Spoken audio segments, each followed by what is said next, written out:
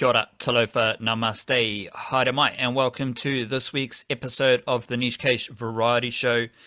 We are from theniche-case.com, where we whip up these rather deep dives into Aotearoa sport, and that's what we've got live on the website right now. We've got a forecasted Black Caps World Cup squad. Also dropped the Team Tamaki Makaurau for the Battle of Aotearoa, which Team Tamaki Makaurau is only rugby league players from Auckland, the wider Auckland region, and soon Team Aotearoa will be named as well. So we've got that concept live on the website right now.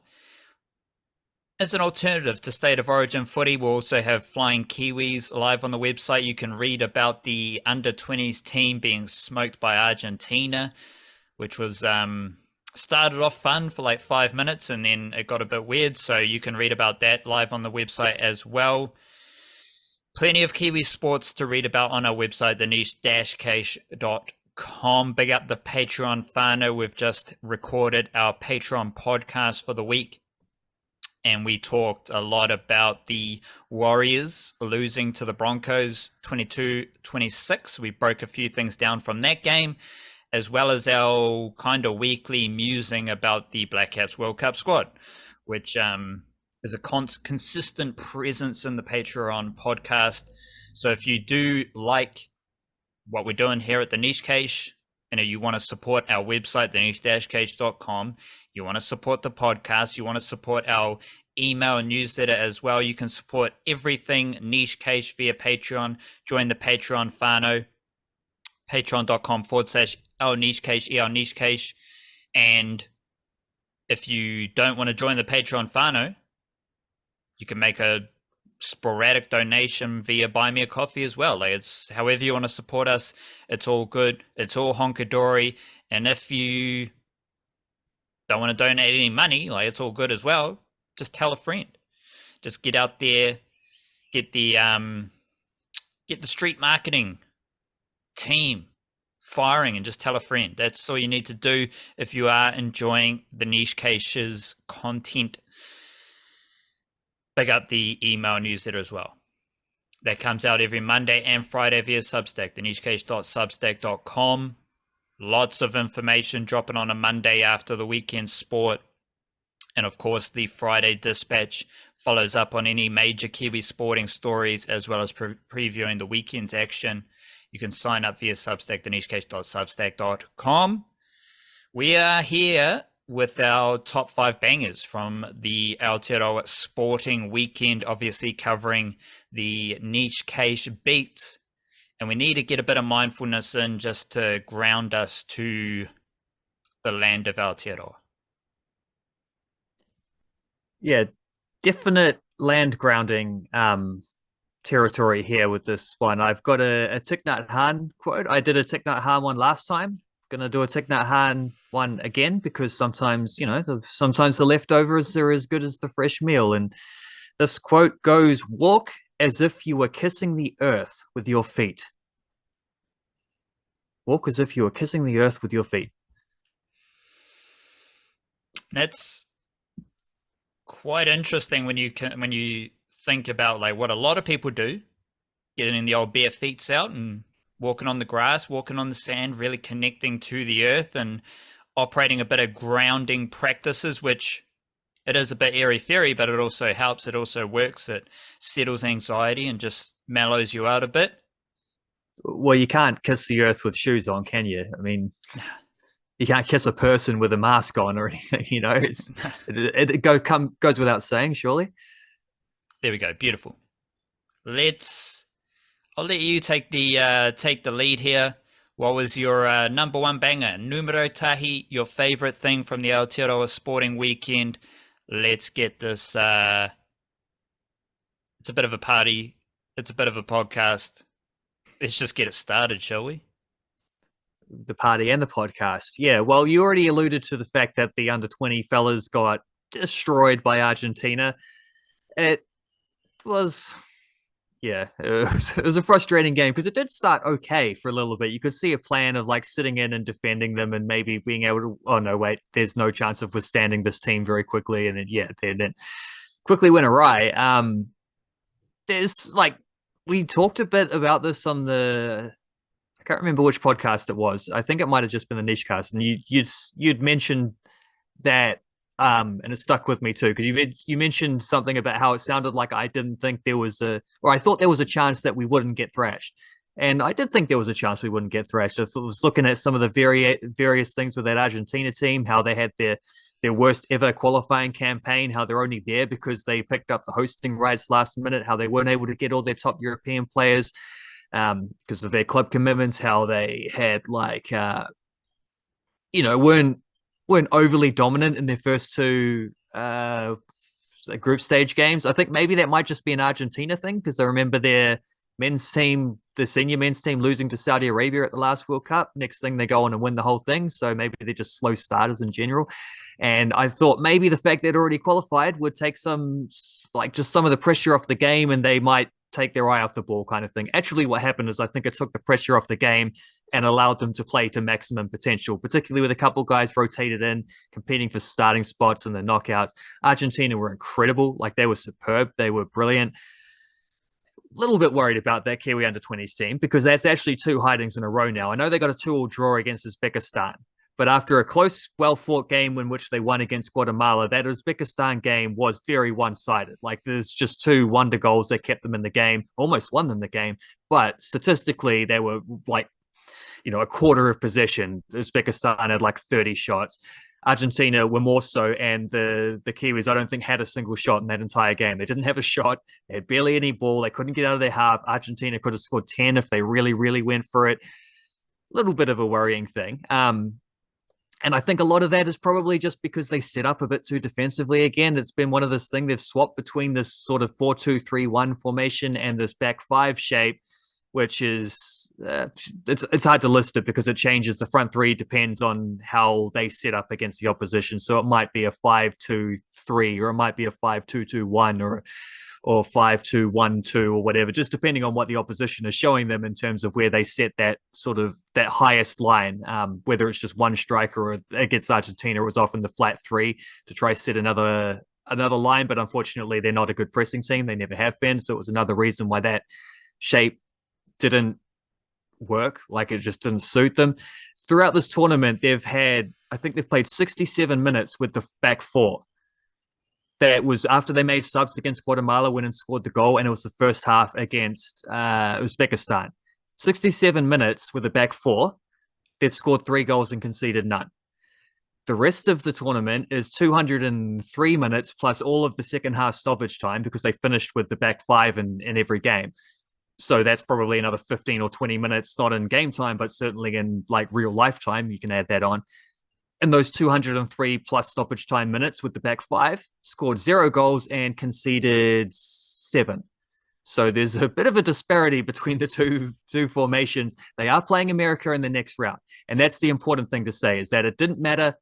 They got through regardless. Not only were they one of the top 4 third place qualifiers, they're actually, as it worked out, they were the second best third place qualifier, which doesn't mean anything because it just gets picked at random who you play. But they've come up against America, who, in contrast to Argentina, who have just an unstoppable attack.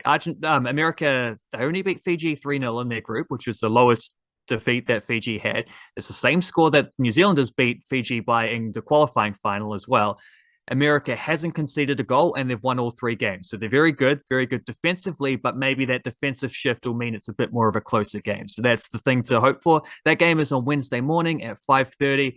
And yeah, disgusting stuff against Argentina. It was just not the best performance all the way around. Darren Basie said there was a bit of tiredness, but the important thing said it was a freebie. It didn't matter. We don't have to dwell on it. They're still through to the knockout stages for the fourth men's under 20 in the row World Cup. The Kiwi team has made the knockout stages, and now they've got another opportunity to do something that none of those other teams have been able to do, which is win a knockout game. And it's unlikely against a strong American team, but, they're there. They'll give it a crack. We'll see how it goes.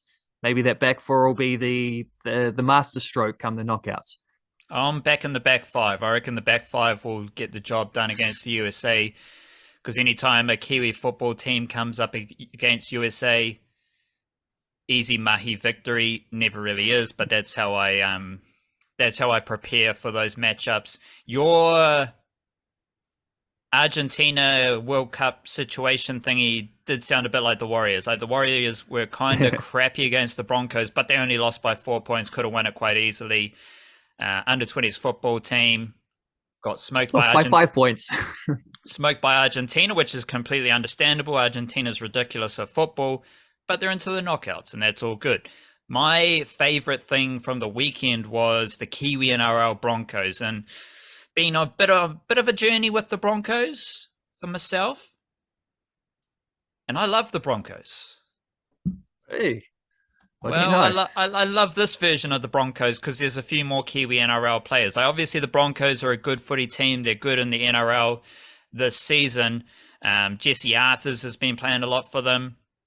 Jordan Ricky plays every game for the Broncos, and I thought he stood out against the Warriors, which is a case of Jordan Ricky playing at the same intensity, the same vigor, with the same mana that he plays every week. But when he's doing that in a regular Broncos team, it is aligned with the energy of Payne Haas and Patrick Carrigan and Tom Flegler. Like, he brings the same just intensity as those dudes. He brings the same energy as Reece Walsh. But when those dudes aren't playing, Jordan Ricky's mana stands out. And it's like he's a top 13 Broncos player. He's a starting Broncos player. When he is playing with players who are, numbers 17 to 25 on the Broncos list of top 30 players, then Jordan Ricky stands out compared to those players. And I thought that's what he did against the Warriors. But this version of the Broncos is what I love because it's got Deine Mariner on the wing and a little bit, just a splash, a dash of Xavier Willison. Xavier Willison's from Hamilton, I believe, from the Waikato region, recruited by the Broncos, brought across to Palm Beach, Currumbin, where he played with Deine Mariner. And he played his first game of the season. He doesn't get a lot of game time because the Broncos have a whole lot of really good forwards, especially middle forwards. Xavier Willison is massive. He is mobile. He's a top-notch young Kiwi NRL player. But he doesn't get a lot of opportunities. Played his first game of the season. Played less than 20 minutes. Didn't do a whole lot, but he was there. I loved it. But the star of the show was Deine Mariner, Maris Jr. from Auckland, also playing his first game of the season. I think I counted 8 games this season as the 18th man for Deine Mariner. And then I think it was Xavier Willison's first game in Aotearoa as well. Deine Mariner returning to Aotearoa. He's just a mover. He's a mover and a groover. The way he runs, he's so smooth. He's always in the right spot. You saw his pace when he pounced on the loose ball to score his first try.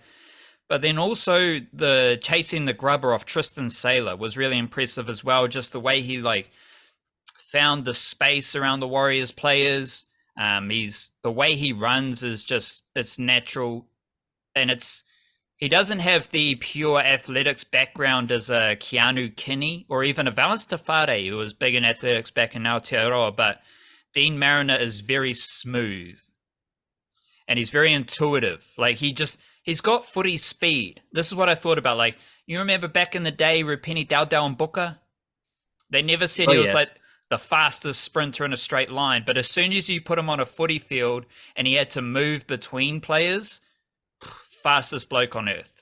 And I think that's similar to Deine Mariner. He just finds space and he's able to use his speed through space. And when the Broncos are churning out 4 Kiwi NRL players, 1 Jordan Ricky, an elite young Kiwi NRL player, Deine Mariner's cut from that cloth as well. Xavier Willison's a really sneaky prospect to keep tabs on, and Jesse Arthurs never really plays a bad game.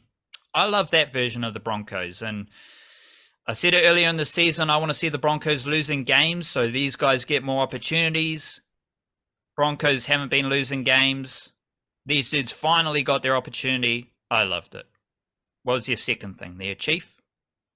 Second thing, I got to dip into some NBA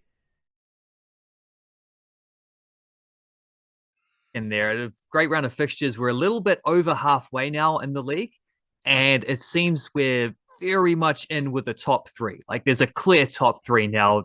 Three teams contending for top seed heading into the finals and probably competing for that championship themselves.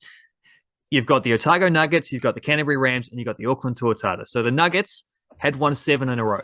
They were the last undefeated team left. They were beating everyone. It was a little bit of like, we discussed this a few times on our podcast.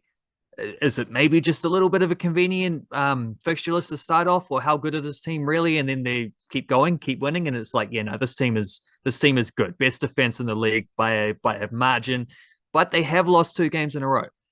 They got beaten by the Tuatara last week, and then this week they were dropped by the Hawke's Bay Hawks. A little bit of a resurgent week from the Hawks, looking sharp all of a sudden. Them and the Saints, I reckon, are the 2 teams who might make runs to challenge this slot. I guess the Bulls as well, if Terrell Harrison comes back soon. So there's definitely some good teams outside this top 3. But the Nuggets, dropped 2 games in a row. They're now 7-2. And because of the tiebreaker, they've actually dropped a third, although they have lost fewer games than the others. So that game in hand can come back in their favor. The Canterbury Rams could have gone outright first with an 8th win of the season, but they lost to the Saints, I believe it was. Saints can win a shootout against anyone, but the Rams, dropped that one. And that leaves them on 7-3. But technically sitting first because the tiebreaker is points differential when there's more than 2 teams tied. If it's just 2 teams tied together, they go head to head. If there's more than 2 teams, they got to go into points differentials, and the Rams are best in that margin. However, the Auckland Tuatara also 7-3, and they, just casually outlasted the Manawatu Jets on the weekend. Ruben Tarangi scoring 30 odd season. They've won 4 in a row, the Tuatara. They've won 4 games in a row. They're looking in hot form. They're 7-3. The Rams are 7-3. Otago is 7-2. 3 big dogs right now in the NBL title race. Speaking of big dogs, big Donnies, we got the biggest Donnie of them all, Devon Conway. IPL champion. Obviously, don't really care about the IPL, but we do care about Devon Conway because he is the best batter in the world. Finishes the IPL with 672 runs, average of 51.69. And Devon Conway right now is averaging over 44 in all 6 formats of cricket, specifically 44.34 in T20 cricket right now. The Cricinfo highest T20 batting averages in the world. Does take a day or 2 to update. So don't know where Devon Conway is for the all-time T20 batting averages, but we will be tracking that closely because he is the best batter in the world, and I do expect him to be. I think he's going to have the highest T20 batting average of current players by tomorrow or the day after. But he is averaging over 44 in all 6 formats of cricket. Let's make that over 45 in 4 of those 6 formats of cricket. And also big up Stephen Fleming, because Chennai keep winning IPL titles.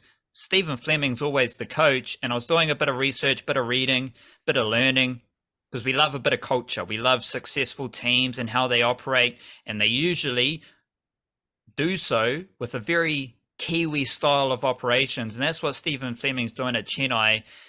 A lot of good things, a lot of simple things that make a lot of sense that other teams definitely don't do.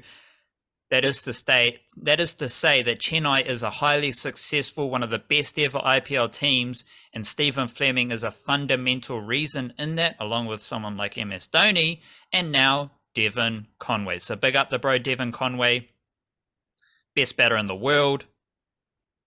You got something else for us?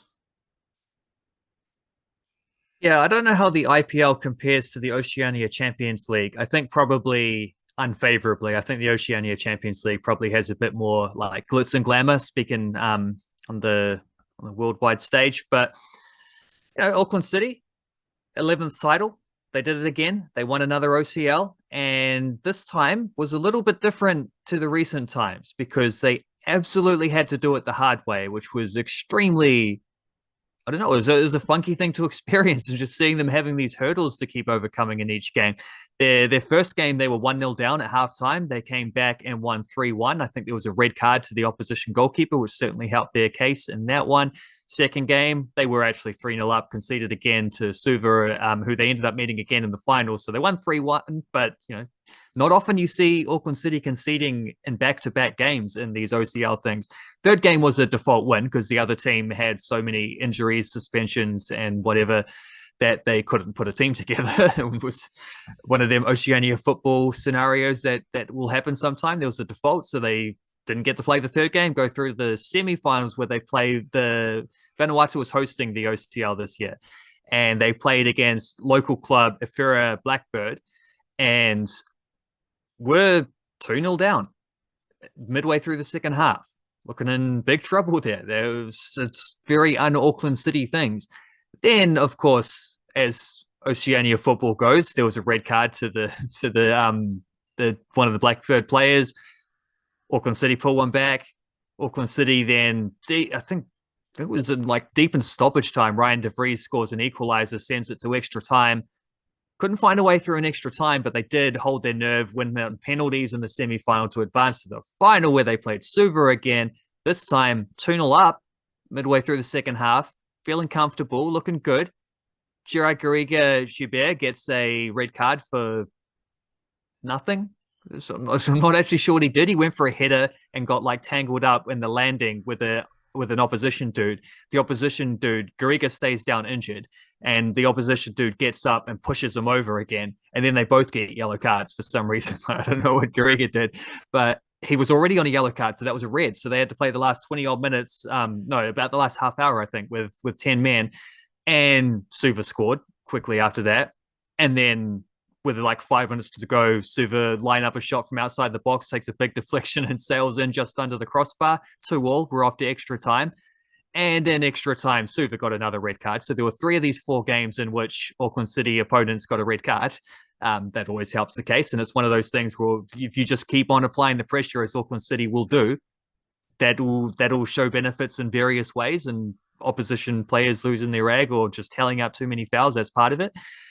Cam Howison scores a little slippery one to put them back in the lead in the second half of extra time, and then Ryan De Vries wraps it up right at the very end. So they win 4-2 against Suva. They win their 11th Oceania Champions League title in history. I think it's their 8th of the last 10 competitions or something along those lines. Absolute dominance in this competition. It is the last time where there's an automatic spot through to the Club World Cup, because there's one more Club World Cup in December, and then they're going to reshape it to be, well, they haven't decided officially, but they want it, the current proposition is that it'll be every 4 years, and it'll be like a 32-team off-season tournament with group stages arranged like a World Cup kind of thing, which would mean you don't automatically go through because there'll be one spot for Oceania. So it'll be whoever does the best over 4 years, which is, as it stands, Auckland City win it all the time. So they'll probably just win 4 more and then there you go. But you never know.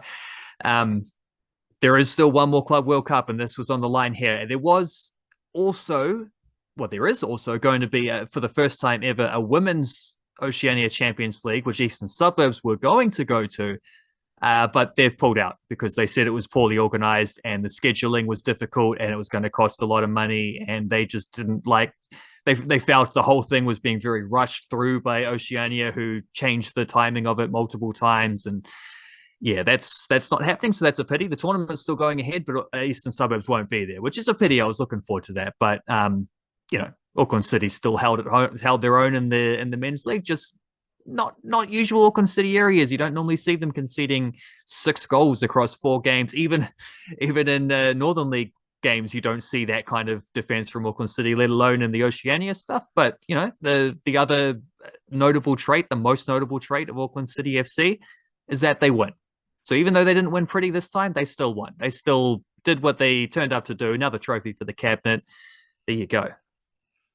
I'm sticking with rugby league, NRL footy for my last 3 segments here, and I just want to big up my take that Dylan Brown is a better number 6 than Kalen Ponga because swinging back around. Because Kalen Ponga is no longer a number 6, so Dylan Brown, he's the better number 6 by default now, which is great to see, especially after the Eels had a good win over the Cowboys. They've now got 2 wins in a row, and Dylan Brown's doing some special things for the Eels. There was this whole idea, the storyline about Dylan Brown not having many try assists.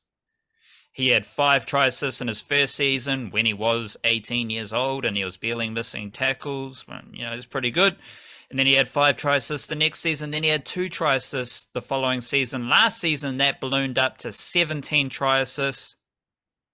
And after 13 games this season, he already has 12 try assists. So he's on track for a career best try assist tally.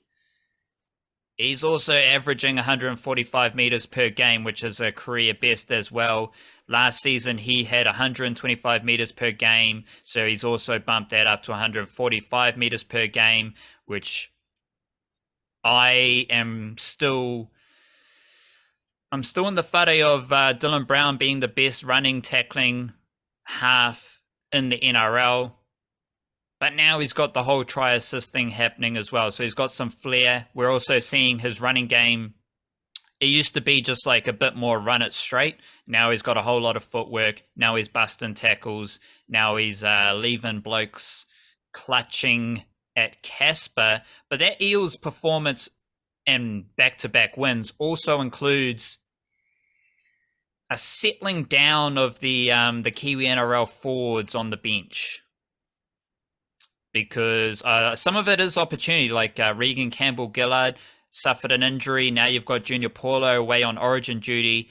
And old Wiremu Greg from Northland. So you got 2 young Kiwi-NRL players from Whangarei, Dylan Brown, Wiremu Greg, starting for the Eels. Wiremu Greg has now started 5 games in a row. He had 50 minutes in the win against the Rabbitohs. He had 47 minutes in the win over the Cowboys.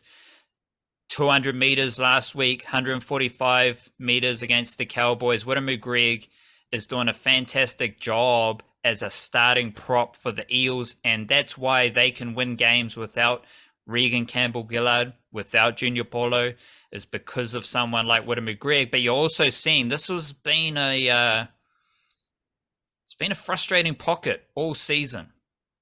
It's just what's the Eels up to with Makahisi Makatoa from New Plymouth and Mangere East Junior Ofahiki Ogden. Well, Makatoa played 38 minutes against the Rabbitohs. That was a win. And he played 53 minutes against the Cowboys. Also a win. And he's I need to see Makahisi Makatoa in every game for the Eels, and Ogden's also doing a good job. He's only played his 3rd game of the season. He's played 30 plus minutes in all 3 games, and he was also impressive against the Cowboys. So, funnily enough, winning Eels footy features a lot of great Dylan Brown mahi, but now it's also featuring Wiremu Greg as a starting prop, and the bench forwards, Ogden, Makatoa, getting a lot of minutes off the bench as well. What else you got? I have got a 3-pronged bit here from the Flying Kiwis beat. So there's 3 little things that have been standing out. Obviously, plenty more than that will be following in the article when I get that one published. But for now, as a little taster, first of all, trophies. Because this week we had Liv Chance's Celtic beating Vic Hesson's Rangers in the Scottish Cup final. Chance didn't play because she's been out injured with a knee injury since the last Football Ferns thing, but she was there, joining in with the celebrations. Excellent non-playing reserve, trophy-winning celebration attire. She had the team jersey on, she had the team shorts on, but not going full kit wanker like John Terry back in the day, because you didn't play. You can't be wearing the socks and the shin pads and all that, right? So she just had the sneakers on and whatever, but she had the proper jersey to make all the photos look good. So that was cool. unfortunate for Vic Heston, who did play and was on the losing end. But what that means is that Michaela Moore's team won the league in Scotland. Vic Hesson's team won the League Cup, so the secondary cup, and Liv Chance's team won the actual cup.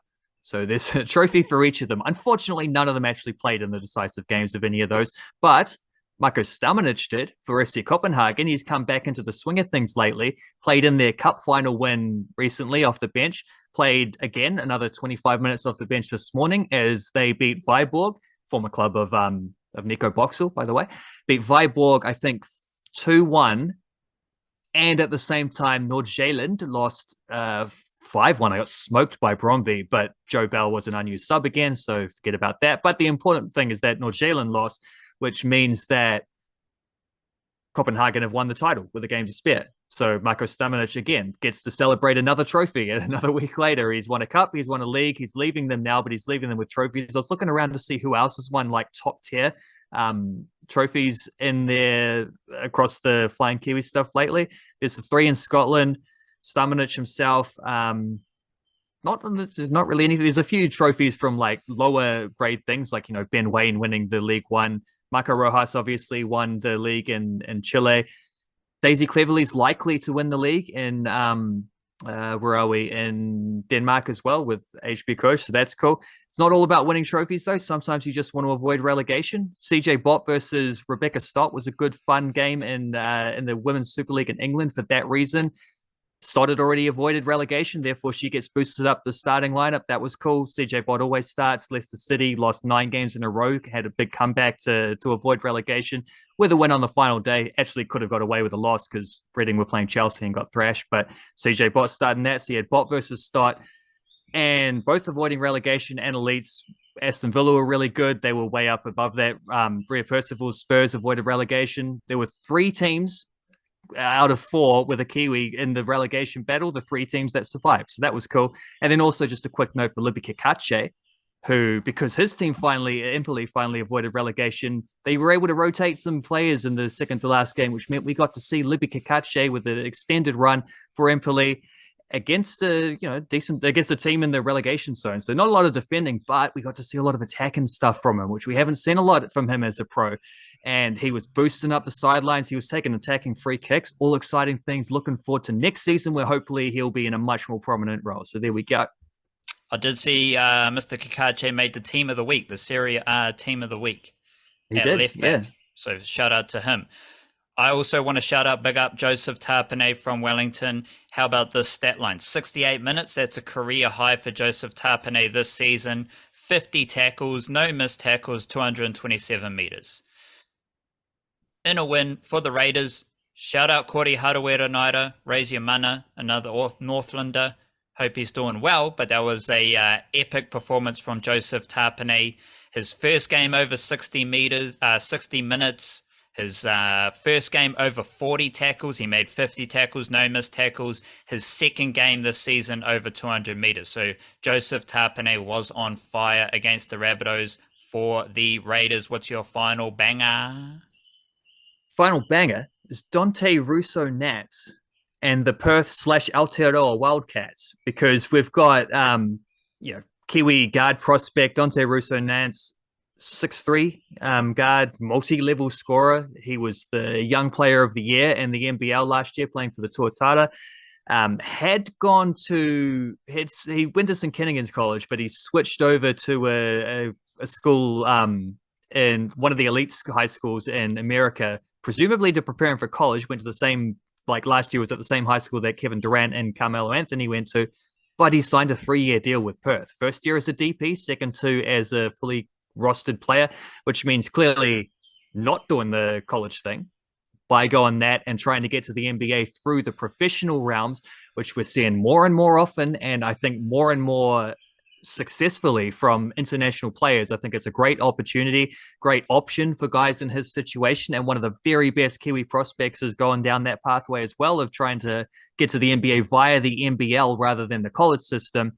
And this also means that the Perth Wildcats, arch rivals of the New Zealand Breakers, have the same number of New Zealand players on their roster right now. Breakers have got 5 dudes. I expect that to raise when they get their DPs in line, probably re-sign someone like Rob Lowe, likely. to happen. There's a couple options there. I expect this will change, but right now, Perth Wildcats have both Webster brothers, Corey and Ty, on board. They have Hiram Harris on board. And now Dontae Russo-Nance is a DP, along with Jack Andrew, who's also a DP. There are 5 New Zealanders on the Perth Wildcats roster. That is, I'm assuming, a record for an Australian team with, New Zealand players and they're signed on. That's incredible stuff, and a big show of confidence in Russo-Nance's ability that they've gone out and gotten him to give him, a contract that includes boosting him up to full roster status for the second 2 years of those. So excellent stuff. Outstanding basketball areas there. My final thing is a minor mishap for the Warriors. They lost 22-26 to the Broncos, and words that come to mind for the Warriors: subpar, below average, clunky, dazed and confused, weird, WTF. Like, it was all there, and they only lost by 4 points. You're hearing a lot about the Broncos missing players to State of Origin, baby Broncos, all this other stuff. These two teams were pretty evenly matched when you look at the players and the roles of those players that the Warriors were missing. Te Maire Martin starting half, Wade Egan starting hooker, Dylan Walker very important off the bench, and also Mitchell Barnett, a ruthless bugger to bring the mongrel. So I thought it was a pretty even matchup, just comparing the teams. But something for Warriors fans to hold on to. You only lost by 4 points. Chill out. It's okay. And the Warriors could basically strip the Broncos of numbers on their edges anytime they went to the edge. And they also scored a couple of tries through the middle. They also made a lot of meters through the middle with Fanua Blake. So when you think about how you want to attack another NRL team, you strip them on the edges and you do a bit of hard mahi through the middle. That's what the Warriors were still able to do, even as we talked about in the Patreon podcast. Given what the Broncos were doing as a defensive scheme, given that the Warriors were missing crafty middle players in Wade Egan and Dylan Walker, they could still manipulate the defense a wee bit of the Broncos. And if you're a Warriors fan, which I kind of am, the Warriors competed. They could have won the game. They almost won the game. They didn't shit the bed. They didn't kick up a stink. They were competitive. And the Warriors have been competitive in every single game this season, which, yeah, we know about the pandemic. We know about the impact of the pandemic on Warriors footy, but as recently as last season and throughout my lifetime, the Warriors have been an inconsistently competitive team. Right now, the Warriors are a consistently competitive team, which means in every game this season, they have shown up to compete. And coming where we've come from, grateful. Musical Jam, I just want to highlight a project for Jay Worthy and Rock Marciano. Nothing bigger than the program. Just some groovy hip-hop, couple of adult themes, a bit of debauchery, but it just sounds cool as well with the West Coast banger. You got some East Coast flavor with Rock Marciano, who I think did a lot of the production. Sounds good. Good for your eardrums. What have you got, Musical Jam? Circling Sun, Spirits, Kiwi Jazz album. I've been hyping it up for a little while based on the singles. I've actually listened to it now, and I listened to it a lot over the last week, and I'm still listening to it a lot. I very much dig it, and I'm going to have to listen to some more stuff as well, though, because the album jukebox is almost the end of the month, so I've got to boost up a few more of them reviews. But yeah, that Circling Sun album for sure. Big up yourself, love yourself, kia kaha, stay beautiful, church.